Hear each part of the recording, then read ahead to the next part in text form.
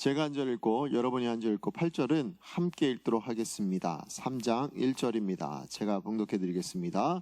그런즉 유대인의 나음이 무엇이며 할례의 유익이 무엇이냐?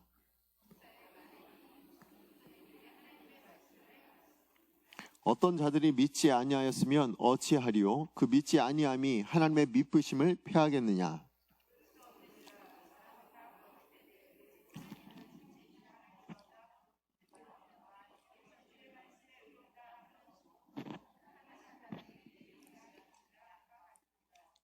그러나 우리 불의가 하나님의 의를 드러나게 하면 무슨 말 하리요? 내가 사람의 말하는 대로 말하느니 진노를 내리시는 하나님이 불의하시냐?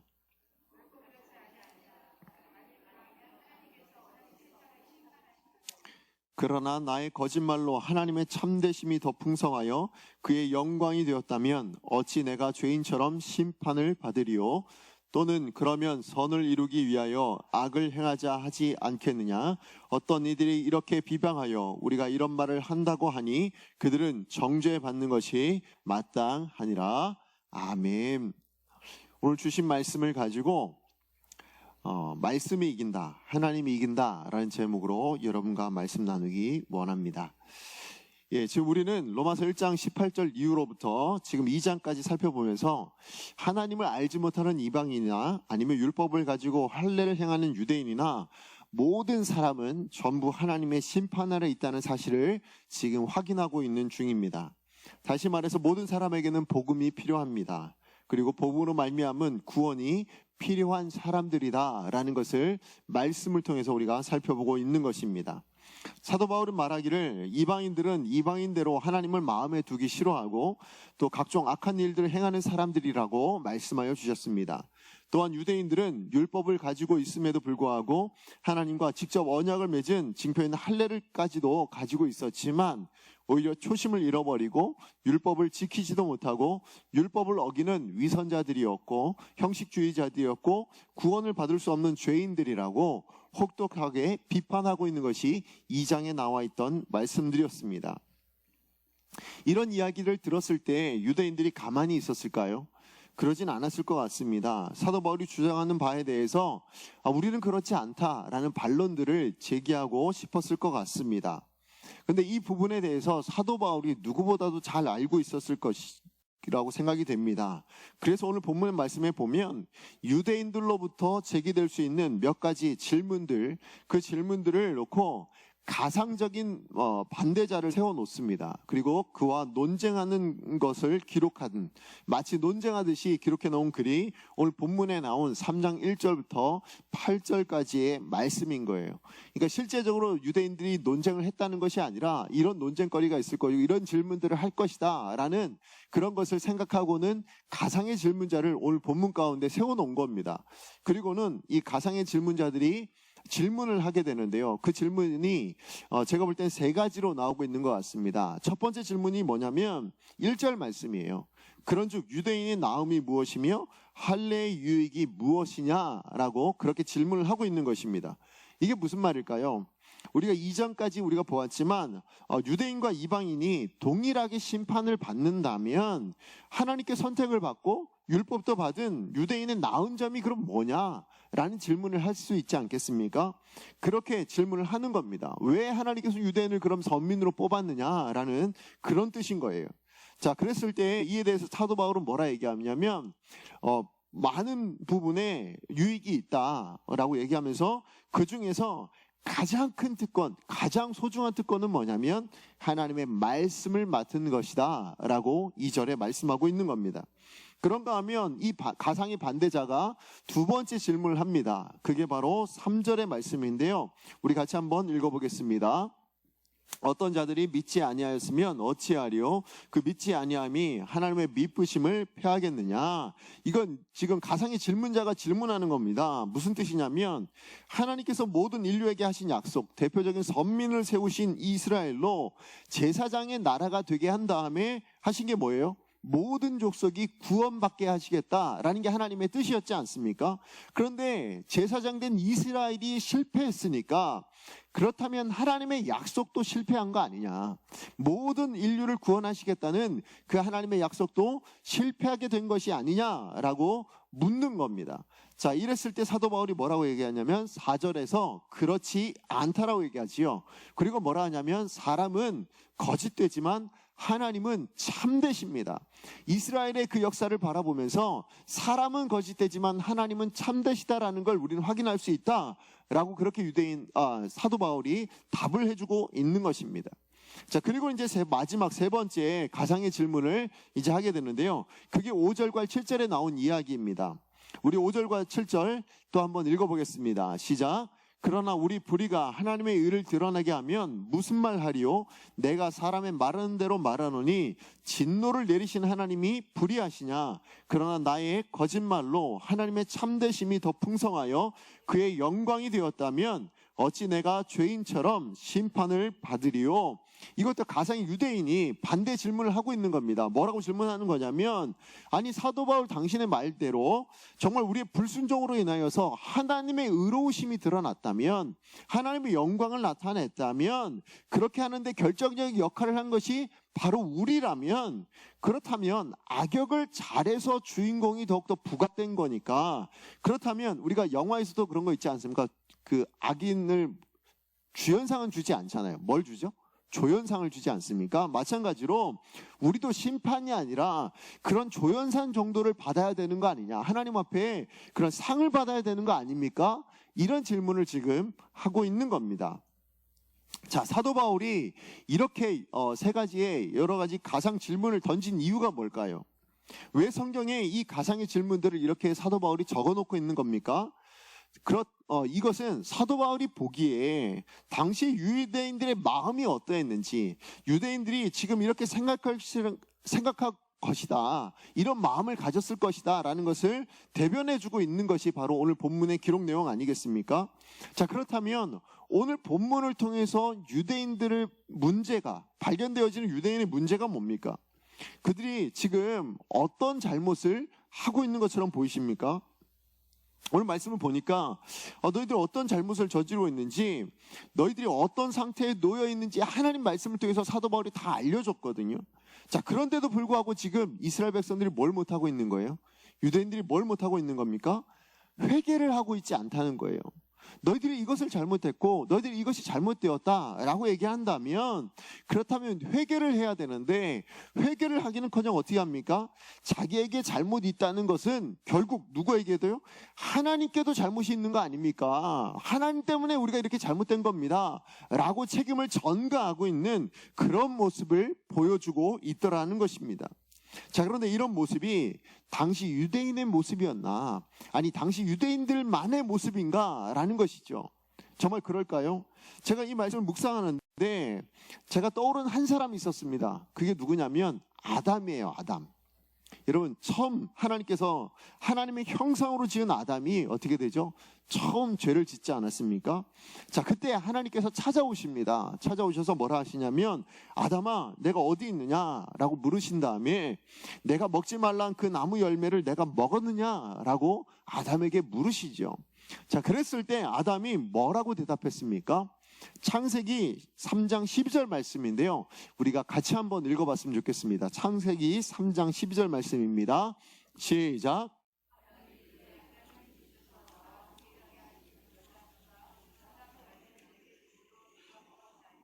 지금 뭐라고 얘기하고 있습니까?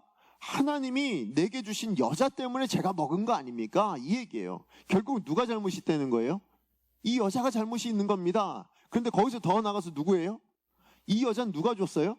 하나님이 주셨으니까 하나님 때문에 지금 내가 죄 지은 거 아닙니까? 이렇게 지금 오히려 책임을 전가하고 있는 거예요. 변명하고 있는 겁니다.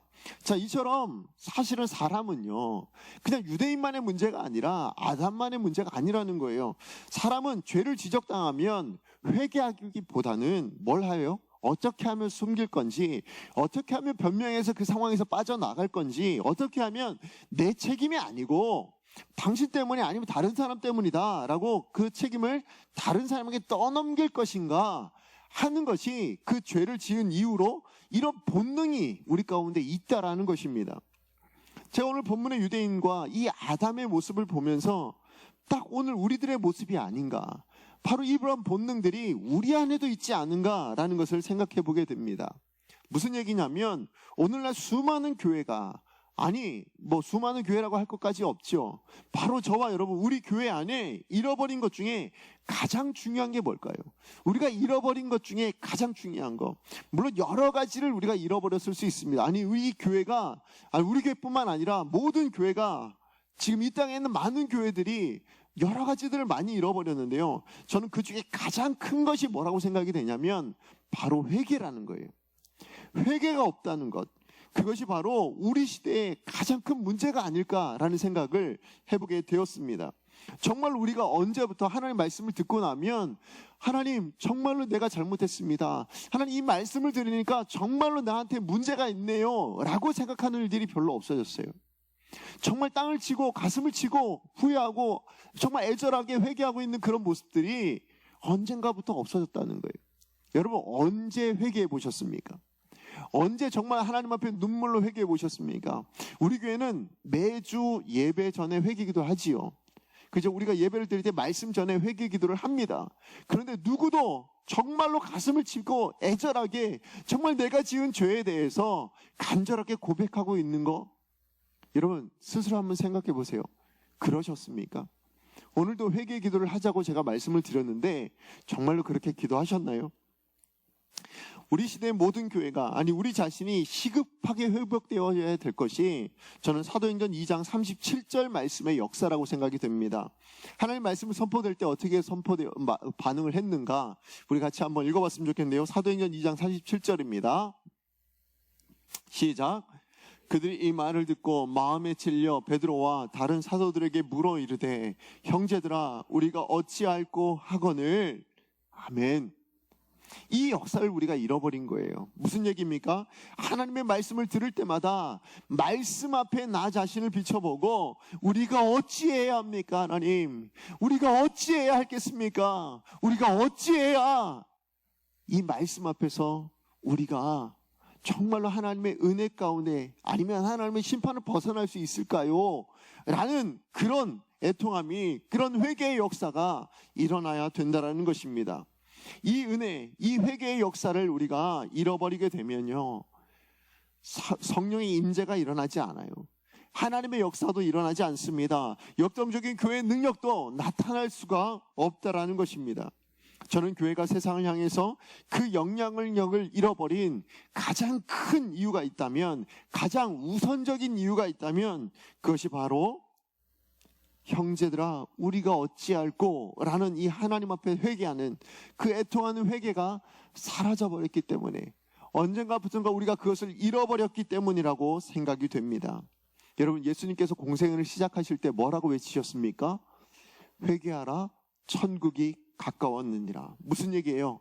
회개해야 천국을 누릴 수 있다는 이야기 아닙니까? 회개해야 하나님의 역사를 경험할 수 있다는 얘기입니다. 믿지 않는 자만 회개할 것이 아니라 믿는 우리도 날마다 하나님의 말씀 앞에 우리 자신을 살펴보고 회개해야 될 줄로 믿습니다.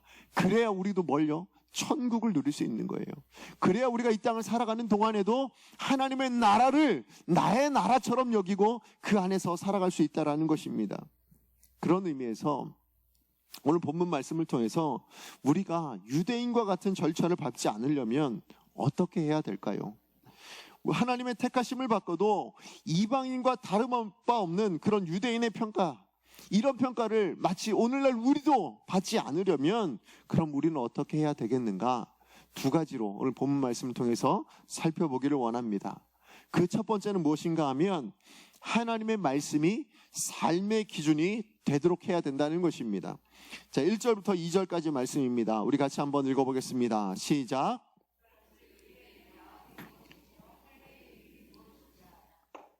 범사에 많으니 우선은 그들이 하나님의 말씀을 맡았음이니라.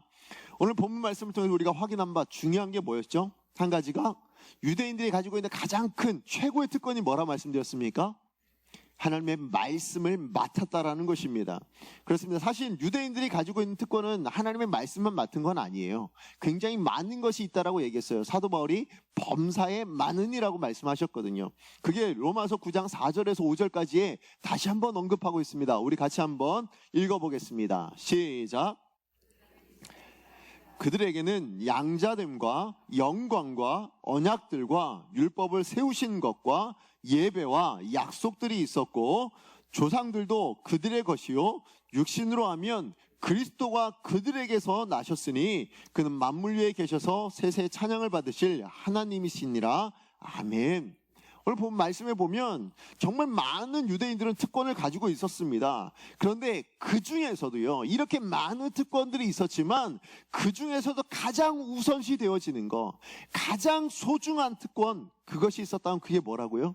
그게 바로 하나님의 말씀을 맡았다라는 거예요. 하나님 말씀을 가지고 있었던 거라는 거예요. 그런데 유대인들은 이렇게 소중한, 이렇게 이 특권을 소홀하게 여겨서 어떻게 됐습니까? 타락하게 됐다는 거예요. 하나님의 말씀을 어기고 범죄하더니 결국은 어떻게 됐습니까?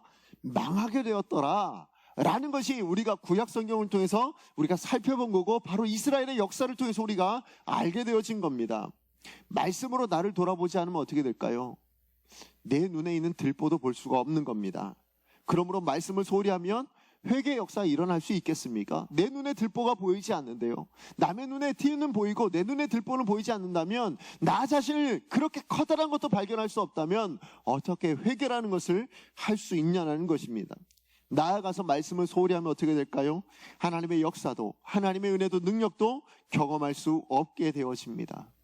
하나님 앞에 우리가 순종할 때, 그 말씀 앞에 순종할 때 하나님께서 베푸시는 복을 누리게 되고 하나님 말씀에 담아놓으신 그 은혜를 누리게 될 줄로 믿습니다.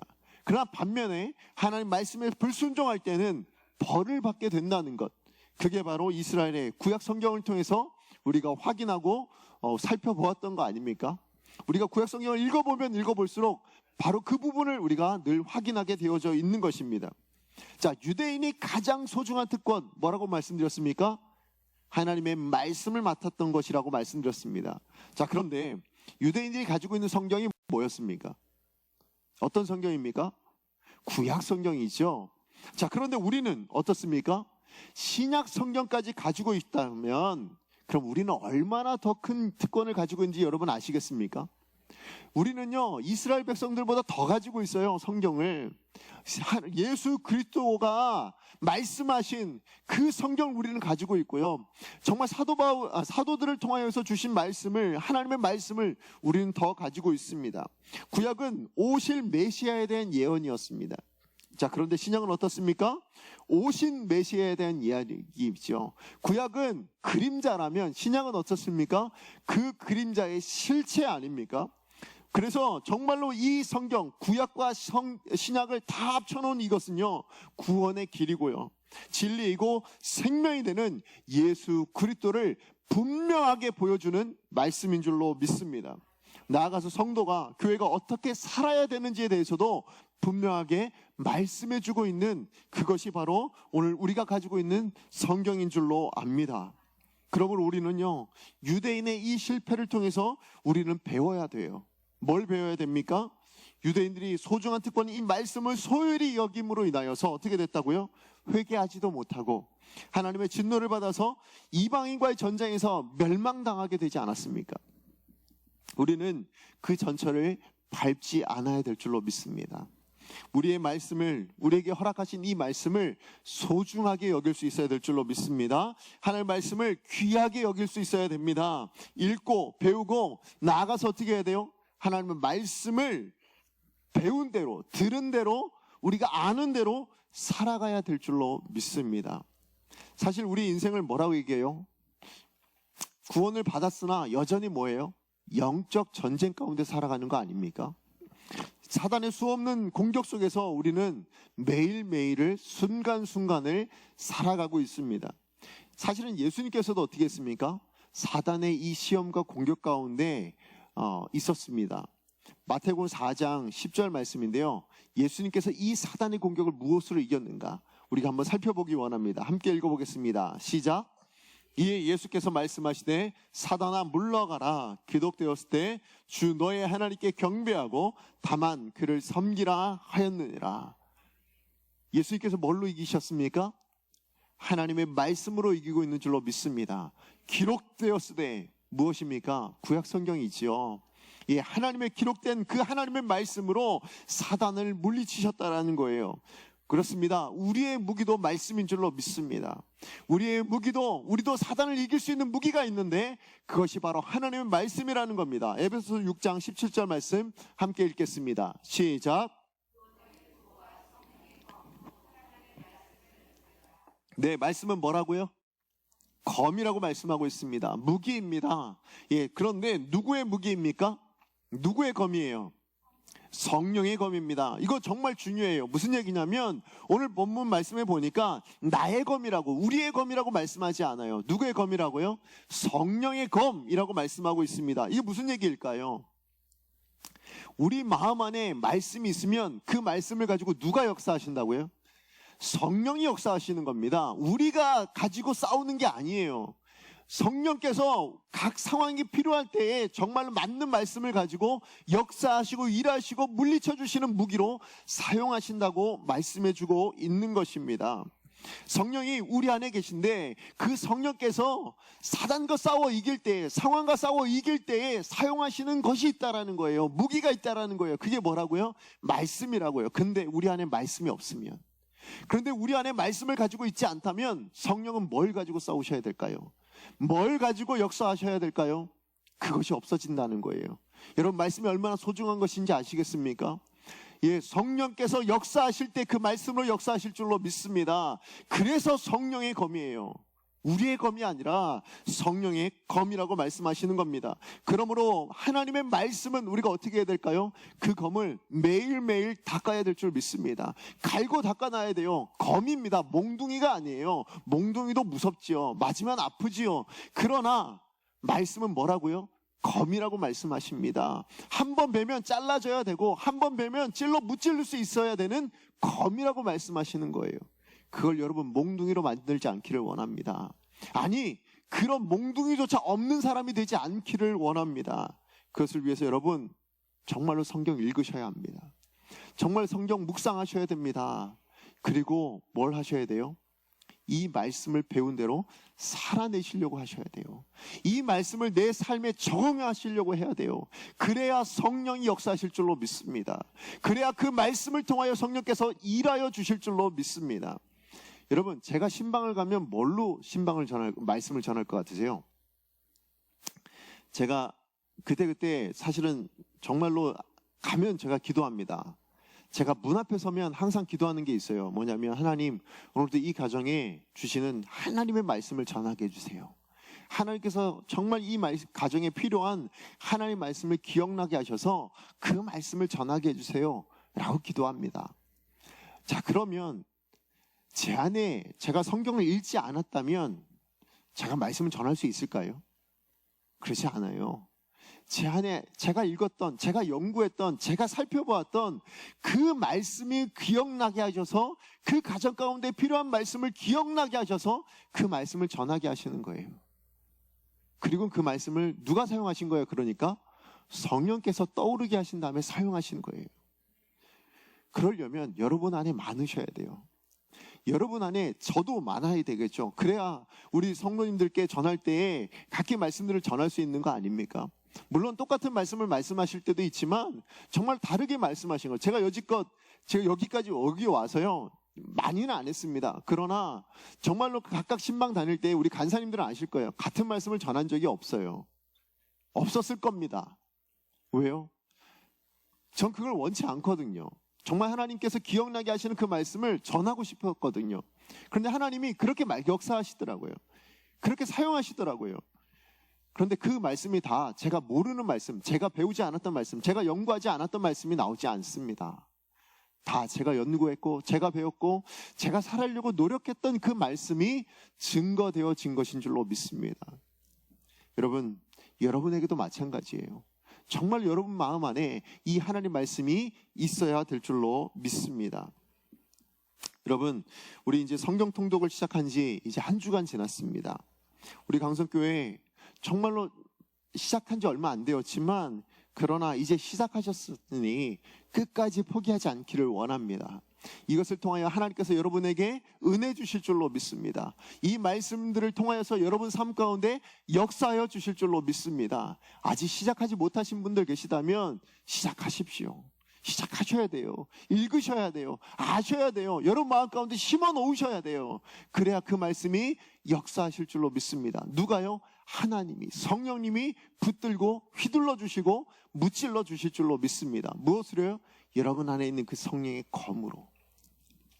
그런가 하면 두 번째로 우리가 기억해야 될 것이 있습니다. 두 번째로 기억해야 될 것은 하나님의 신실하심을 신뢰하고 돌이켜야 된다는 거예요.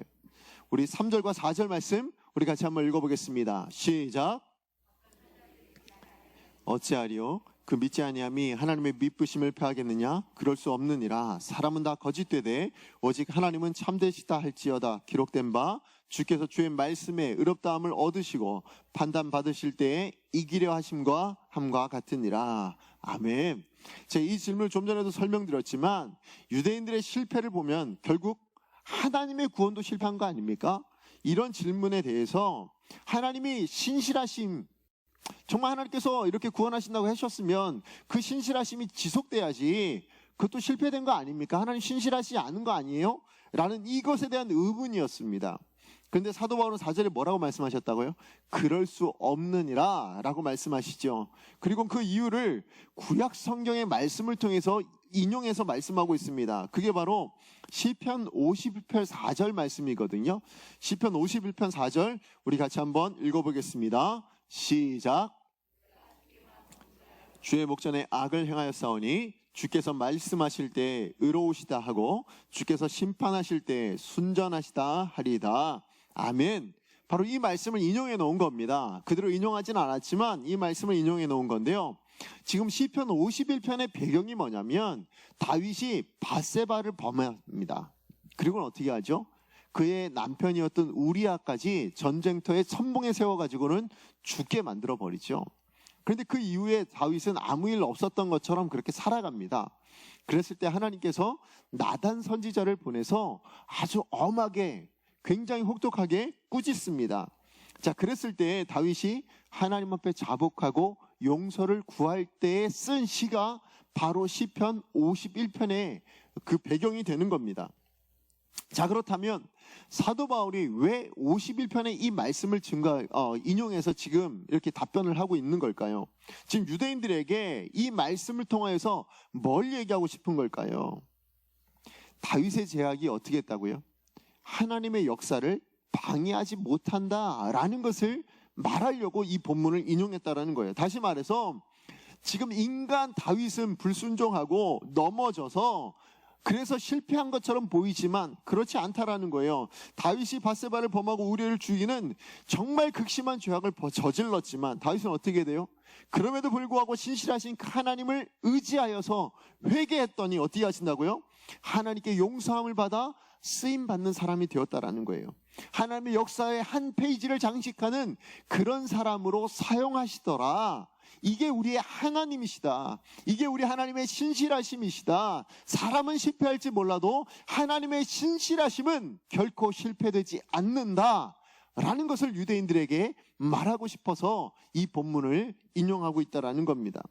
그렇습니다. 하나님은 신실하신 하나님인 줄로 믿습니다. 그런데 신실하신 그 하나님은 또한 어떤 하나님이냐면 영원하신 하나님이신 거예요. 그러니까 하나님은 신실하시다라고 얘기하실 때는요, 그것이 끝이 없다, 포기하지 않으신다, 끝까지 신실하시다라는 것을, 사실 신실하다가 다른 말로 뭡니까? 믿을만하다예요. 그러니까 하나님은 끝까지 믿음만한 분이시다, 끝까지 믿어도 되는 분이시다라는 것을 말씀하시는 거예요. 그러므로 어떤 죄악도 하나님의 신실하심을 꺾지 못할 줄로 압니다. 왜요? 하나님은 신실하시니까요. 하나님은 변치 않으시는 분이시니까요. 구약의 이스라엘은 실패하도 그 역사를 바라보면 정말 실패한 것처럼 보이지만, 그러나 하나님이 작정하신 구원은 어떻게 해요? 신실하게 이루어 가신다. 그게 바로 오늘 구약의 말씀을 통해서 보여주는 부분이고, 더 나아가서는요, 사실은 신약을 넘어와서도 그걸 보여주고 있는 겁니다. 뭐냐면 신약의 첫 번째 말씀이 뭐예요? 마태복음이잖아요. 마태복음 1장에 뭐가 나옵니까? 예수님의 족보가 나와요. 그것을 살펴봐도 하나님의 이 신실하심은 포기하지 않으셨구나, 실패하지 않으셨구나라는 것을 확인할 수 있습니다. 여러분, 예수님의 족보를 보면요, 사실은 자랑할 만한 게 없어요. 메시아의 탄생의 족보이잖아요.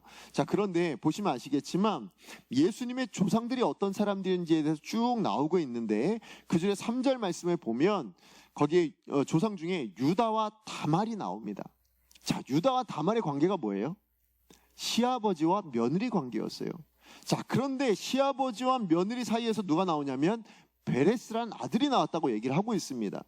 또 5절에는 살몬과 라합이 보아스를 낳았다고 얘기합니다. 그런데 라합이 누구예요? 기생이었어요. 더군다나 6절 말씀에 또 뭐라 하냐면 다윗이 우리아의 아내 우리아의 아내에게서 누구를 낳았다고요? 솔로몬을 낳았다라고 말씀해주고 있어요. 사실은 지금 이렇게 나온 이 본문의 내용들, 이 족보는 누구의 족보라고요? 메시아의 족보, 예수의 탄생을 이야기하고 있는 족보인데도 불구하고 어두운 면들에 대해서 하나도 삭제하지 놓지 않았어요. 좋은 것만 기록해 놓고 나쁜 것을 다 빼놓지 않았다고요. 오히려 정직하게 모든 것을 거짓없이 숨기지 않고 그대로 드러내고 있습니다. 뭘 얘기해 주고 싶어서일까요? 뭘 보여주고 싶어서일까요? 사람은 거짓되지만 누구는요? 하나님은 참되시다라는 것을 보여주고 싶은 거예요. 예, 사람은 모든 인류를 의지하겠다는 그 하나님의 뜻을 꺾지 못한다. 뭐요? 범죄해도. 이렇게 악한 사람이 있음에도 불구하고도 하나님께서 이 인류를 구원하겠다는 이 의지만큼은 꺾지 못했다. 그래서 그 의지를 분명히 보여주신 것이 누구다? 예수 그리스도다. 인류를 얼마나 구원하기를 원하시는지 그것을 확실하게 보여준 것이 바로 예수 그리스도다라는 것을 말씀해주고 있는 것이 이 마태복음 1장의 족보를 통해서 알 수 있는 겁니다. 그렇습니다. 사실은 마태복음 족보만이 아니에요. 구약 성경을 통해서도 우리가 확인할 수 있는 게 유대인들은 율법을 가지고도 어떻게 합니까? 하나님을 배반하고 결국 멸망하고 마는 그런 존재였습니다. 그러나 이 유대인들의 실패가 하나님의 실패는 아니었다는 거예요. 유대인들은 하나님의 율법을 지키지 못했지만 하나님은 그들을 향한 신실함을 지켜내셨고 그 은혜를 포기하지 않으셨다고 말씀해주고 있습니다. 인간의 실패로 해서 하나님은 오히려 더 큰 의지를 보여주신 거예요. 그래, 너희들은 실패했지만 나는 그렇다면 더더욱 이것을 성취해내겠다, 더더욱 이것을 이루어내겠다라는 것을 보여주신 거예요. 그게 뭡니까? 예수 그리스도이시고 십자가인 줄로 믿습니다. 복음은 하나님의 의지입니다. 어떤 의지요? 하나님이 하시겠다는 의지예요. 내가 이루어내겠다는 의지입니다. 하나님이 당신의 기쁘신 뜻과 그 목적을 반드시 이루어내겠다, 기어이 이루어내겠다, 이 일을 타협하지 않고 포기하지 않고 반드시 해내겠다라는 하나님의 의지가 담겨 있는 줄로 믿습니다. 사실 이 의지가 왜 중요할까요? 우리는 성도이잖아요. 그런데 성도이지만 우리는 어떻게 삽니까?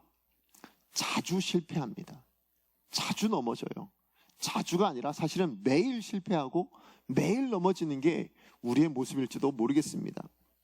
정말 반복돼요. 그러지면 안 되지만 그래도 늘 반복하는 죄악들까지도 있어요. 자, 그럴 때 우리가 어떻게 됩니까? 자주 좌절하지 않으세요? 야, 이래가지고 내가 진짜 하나님 사람 맞나? 내가 이렇게 해가지고 정말 성도로서 부끄럽다. 내가 어디 가서 집사라고 말할 수 있을까? 아니, 내가 목사라고 어디 가서 얼굴 들고 다니겠나? 이런 마음들이 정말 들 때가 얼마나 많습니까? 그런데 이렇게 무능력하고 이렇게 죄악투성이인 우리를 하나님께서는 너무 잘 아시는 거예요. 그래서 어떻게 하신 거예요? 직접 예수 그리스도를 이 땅 가운데 보내주신 겁니다. 그리고 그 십자가를 지게 하셨고 성령께서 우리 각 사람 마음 가운데 보내주셔서 어떻게 해요? 이 하나님 말씀을 듣고 고백하여 구원의 은혜를 누리게 주신 것 아니겠냐는 겁니다. 그러므로 지금 여러분의 죄로 인해서든지 아니면 다른 어떤 이유로든지 고난과 환난과 어떤 어려움을 당하지만 그러나 결코 그 모든 것들이 하나님을 이기는 것은 하나도 없다는 것을 여러분 기억하셔야 될 줄로 믿습니다. 우리를 향한 하나님의 신실하심을 이기는 것은 그 어떤 것도 없습니다. 여러분 죄책감을 가지고 계십니까? 사단이 여러분을 조롱하고 있습니까? 아니면 사단이 여러분을 이렇게 속이고 있습니까? 하나님을 이길 수는 없어요. 하나님의 사랑을 이기는 것은 그 어떤 것도 없다라는 것입니다. 하나님의 구원하심을 이기는 게 없습니다. 그러므로 우리는 성도로서 이 하나님의 신실하심, 그리고 이 하나님의 이기시는 이 능력, 이것을 우리가 날마다 의지하여서 우리는 어떻게 해야 돼요? 넘어져도 또 세상 가운데 일어나서 어떻게 해야 됩니까? 하나님께로 돌이켜야 돼요. 여러분 포기하지 마세요. 여러분 넘어졌다고 또 넘어졌어 그래서 실패하고는 하나님 더 이상 안 되겠습니다 하고는 실패하고 포기하는 것을 하나님께서 원하시는 게 아니에요. 그래도 어떻게 하라고요? 그래도 또 한 번 돌이켜라는 거예요. 그래도 또 한 번 다시 일어서라는 거예요. 그게 하나님이 우리를 향하여 원하시는 바인 줄로 믿습니다. 포기하지 마세요. 빌립보서 1장 6절 말씀 기억하셔야 됩니다. 함께 읽겠습니다. 빌립보서 1장 6절입니다. 시작. 너희 안에 착한 일을 시작하신 이가 그리스도 예수의 날까지 이루실 줄을 우리는 확신하노라. 아멘. 여러분 믿으십니까? 여러분 확신하십니까? 오늘 이 말씀이 여러분의 말씀 되기를 원합니다.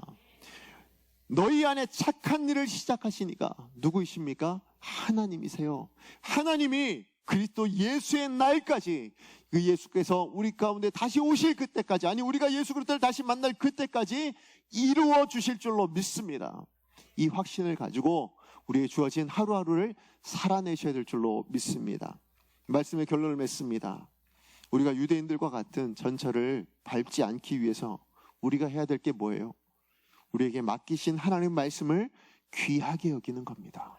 그리고는 매일의 삶 가운데 어떻게 합니까?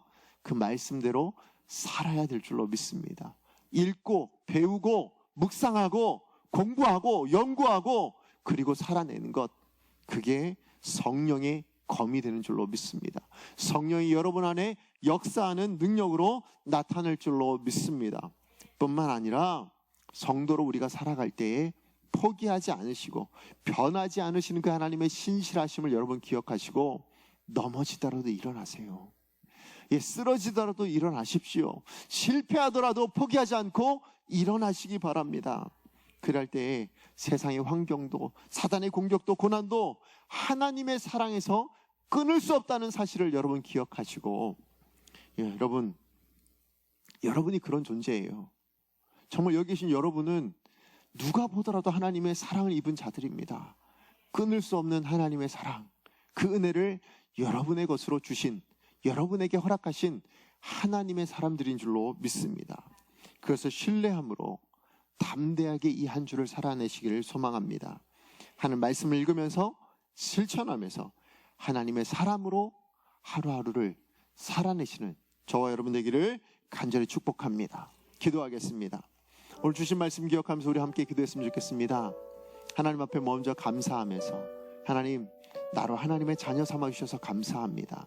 하나님 포기하지 않는 그 하나님의 그 구원의 은혜를 우리 가운데 허락해 주셔서 감사합니다. 하나님 그 하나님을 신뢰하며 나아가겠습니다. 우리는 어저께까지도 이 자리에 오기까지도 하나님 넘어지고 쓰러졌으나 하나님 말씀을 의지하여 하나님의 신실하심을 의지하여 다시 일어납니다. 그리고 일어나 세상을 향하여 나아가겠습니다. 하나님의 말씀대로 살아내고 그 말씀으로 승리하게 하여 주시옵소서. 말씀이 승리합니다. 하나님이 승리합니다. 말씀이 이깁니다. 하나님이 이깁니다. 그것을 누리게 하여 주시옵소서. 우리 시간 같이 하나님 앞에 기도하기 원합니다. 기도하겠습니다.